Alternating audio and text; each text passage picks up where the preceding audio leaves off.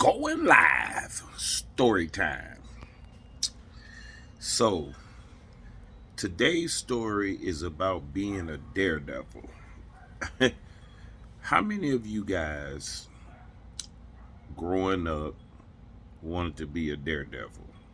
Wanted to be a motorcycle rider and do stunts? I remember I used to watch Evil Knievel when I was about, I want to say 9 years old.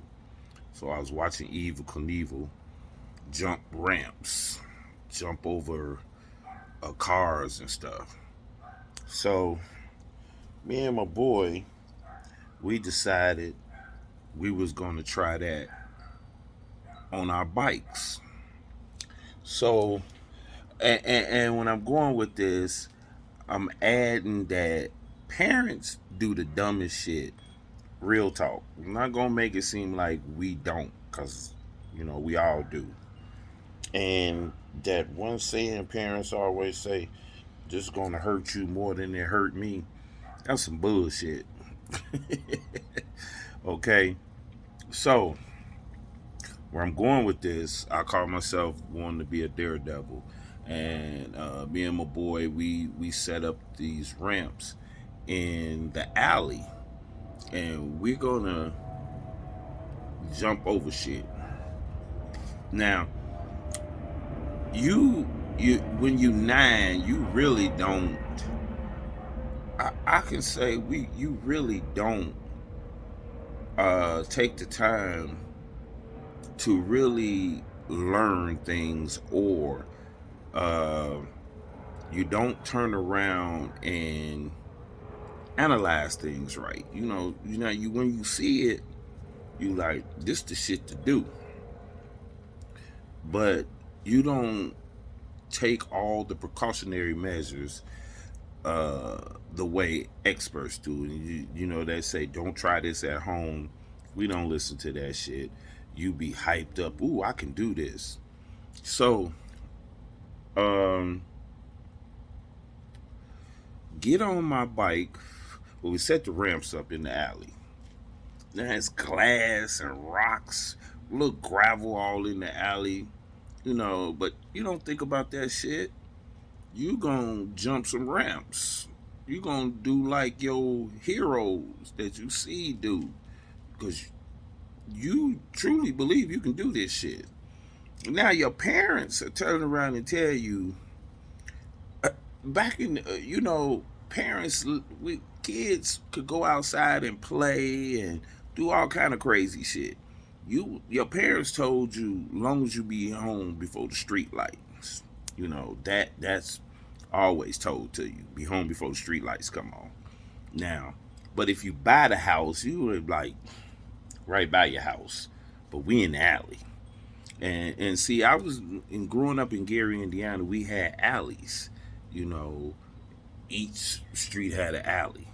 So we're in the alley playing, and we didn't set up these ramps to jump on our bikes, jump, and how you came down. And then if you set the ramp just right, you put bricks under it, and you take a cardboard, a solid piece of not cardboard, solid piece of wood, and put the bricks under it, and you go through your test runs. The ramp be low, and you jump up, come down, boom. But you want to go high, so you put that higher bricks up so you can go higher. Now, what goes up must come down. True enough. So, man, 9 years old, you ain't did no safety precautions. You ain't got no helmet, no knee pads on, none of that. Pads for when you hit. You're not thinking about that. You just want to see how high you can go up in the ramp, and off the ramp, and you come down. Not even thinking about you come down, your nuts gonna hit the seat. Okay, so never forget this shit. Get the ramp set up. Gonna jump over the ramp, jump on the ramp and fly up in there. That's shit. That's fun. That's all you can think about is having fun. Okay. So now, listen to this. Like I said, dumb shit. But we kids, we having fun. We ain't worried about the safety. We worried about the fun. Okay. So now, set this ramp up. Go fly up in there. Come down. How you come down? You don't worry about how you come down. You flying up. So we set this ramp up. It's about 3 of us. We all on our bikes. Not even worried about safety. Now, in this alley, you remember how wires from the pole, from the electrical pole would come down into the ground? Ain't even concerned about that. Just gonna go up. So this particular day, we didn't set these ramps up. It's 3 of us. We jumping off the ramp. Landing, perfect landings. Nobody's hurt, nothing. So, I don't know which one of us decide we're going to make the ramp higher so we can go up higher. Now, remember I said it's a wire that come down from the ground. And we not tripping about the wire. We, just going to go higher. So we set the ramp up. And one of the guys was like, man, that's high. I'm Daredevil. Man, don't be no punk. I go. Me, the Daredevil. The dummy. Okay. So, do the test run. Oh, it's straight. Let's make it higher. So we set this ramp, make it a little more higher. You got to get you got to get a fast start. So you go a little bit further down so you can get this rapid speed so you can hit that ramp and go higher. Okay? Now, remember, I'm going to tell you, parents say the dumbest shit, like, this going to hurt you more than it hurt me. And, they also tell you, you reap what you sow and all that shit. Okay? Dumb shit. So now, I take get my speed up to hit the ramp. Now I'm going fast. Do a little test run, how fast I could go. Go down. Ready? Boy, just think, if video cameras was available back then, we talking about, man, the late 70s, early 70s. We're talking about 77, 78, 75, something like that. Back that time. Okay? Because I'm 56 now, so I was 9 years old when I decided I'm going to do this shit.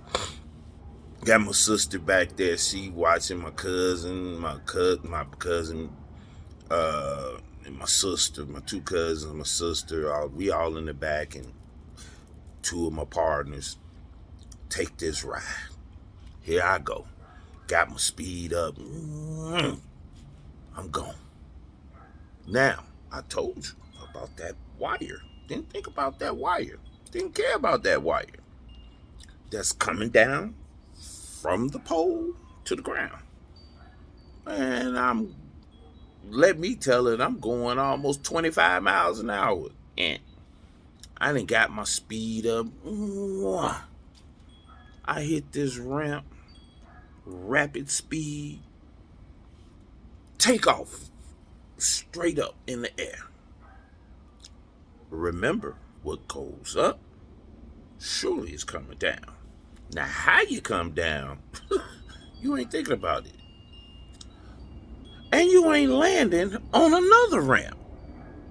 Because we ain't thought about landing on another ramp. Now remember, you watching Evel Knievel take a ramp, go cars, garbage cans, or whatever, trucks. He go up, he gonna land on the other ramp and come down. And if a lot of us remember, a lot of those rides he took weren't very successful. They ended up in some serious injuries, major broken bones, legs, back, arm. Still not thinking about this. I hit that ramp going as fast as I possibly could go. Go straight up in the air. Straight up in the air. Now I got to come down. I went up. My ass hit the wire. The front wheel hit the wire. Spin around. And I'm still holding on to this bike. And as the wheel hits the wire, it spins me around.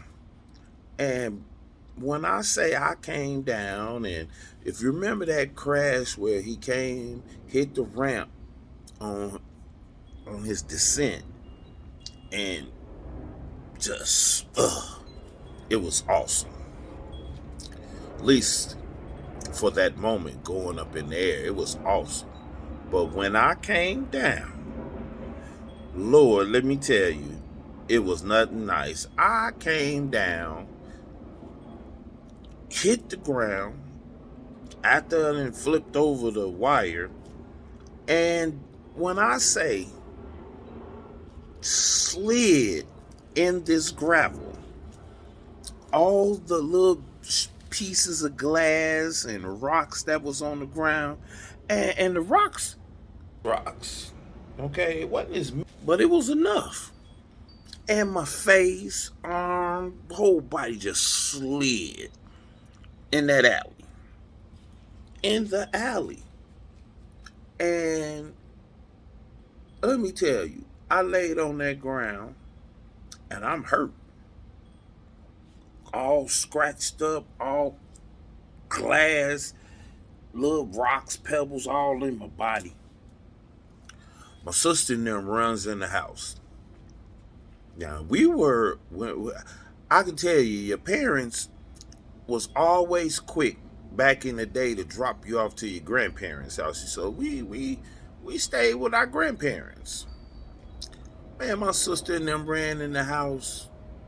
Granny, D-Love hurt.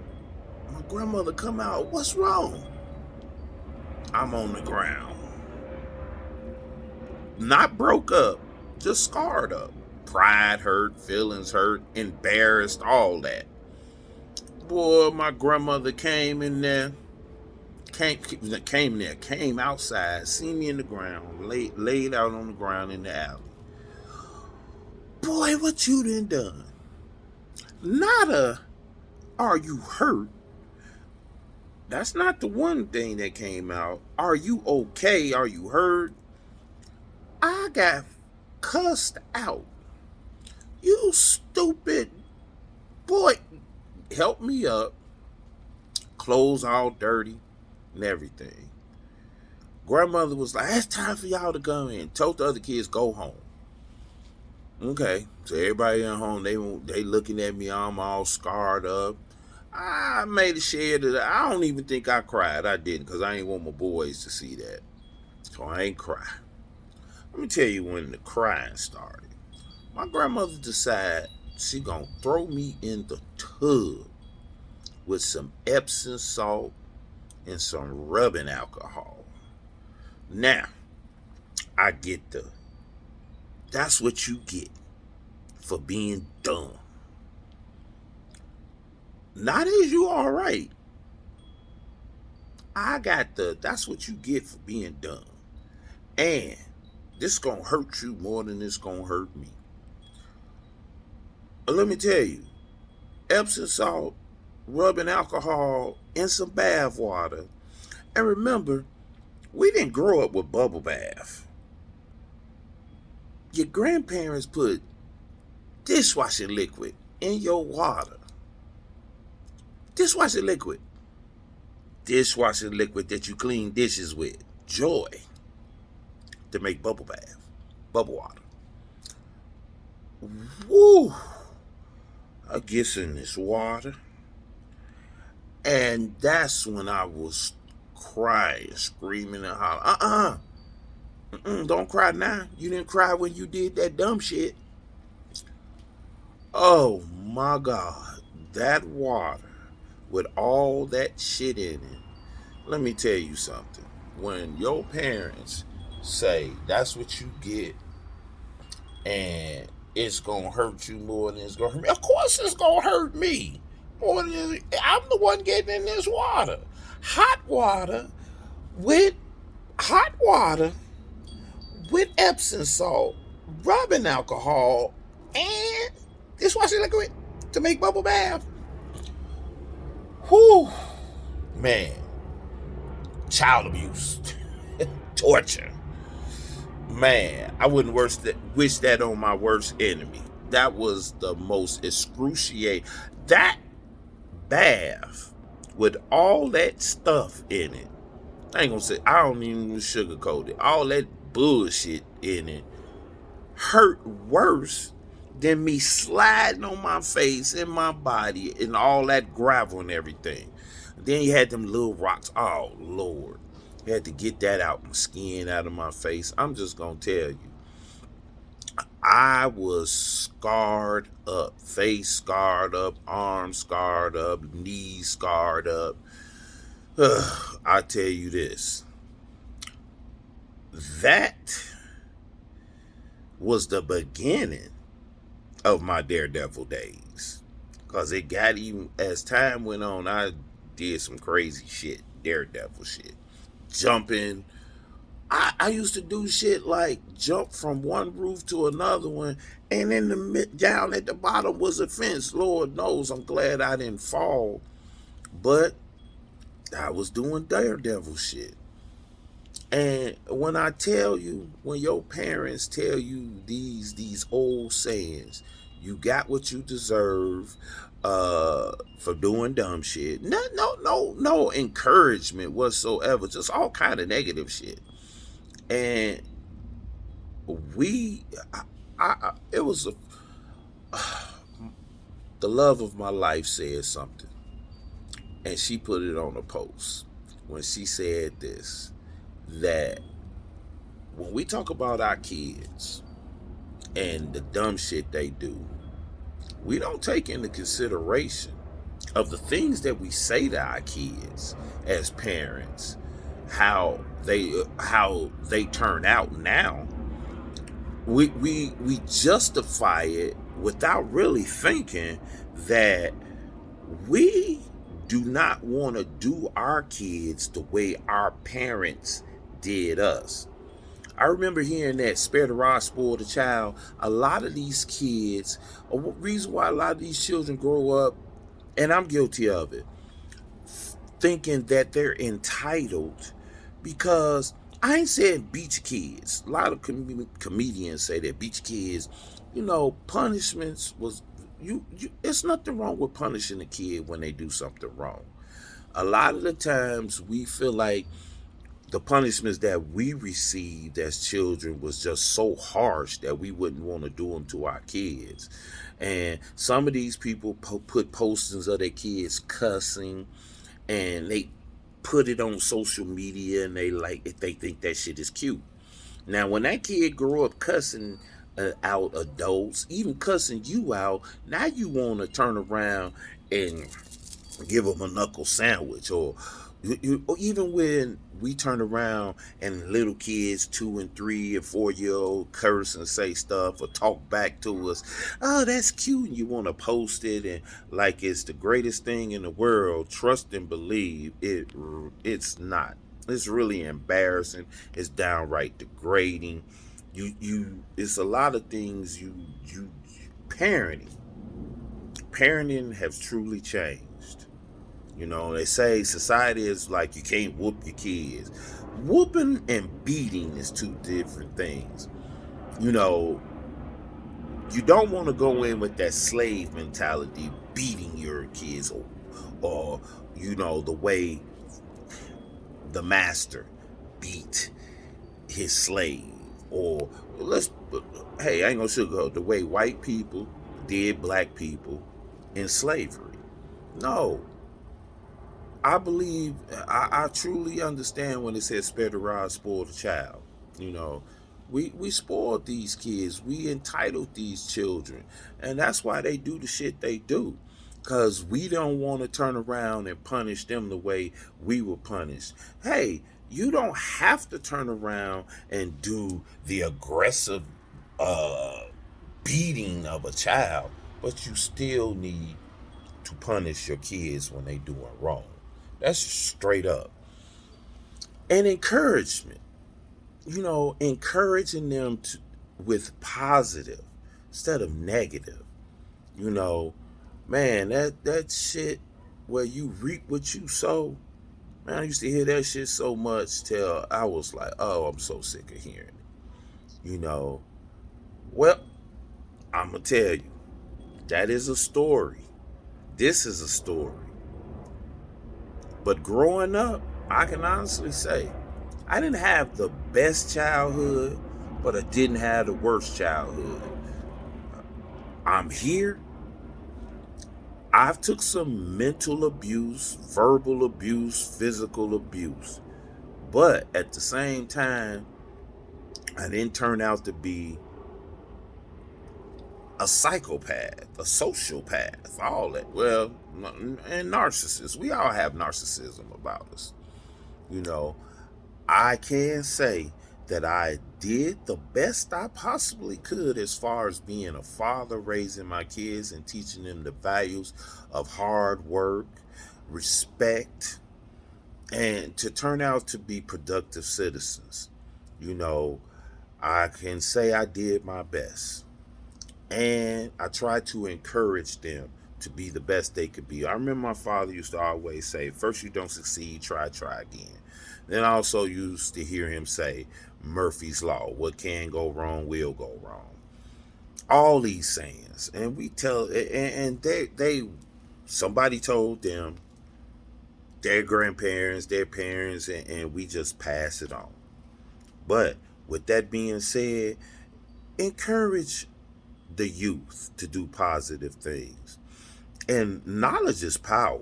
So at the same time, you know, reading is fundamental. I thought I could say that you can turn around and pick up a book and read. Right now we got Google. You know, I have a collection of encyclopedias that my grandmother had got for us back in 1974. And I have the whole edition from A to Z. And all that knowledge in those encyclopedias, you just best believe Google got it. But I got them too in the book. Just take the time to read. That's all it takes. But encourage our children to do positive things and stop always coming with this negative shit.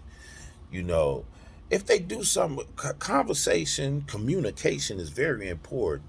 And we need to talk to children in a positive way and monitor a lot of the things that our children read, watch on television, and listen.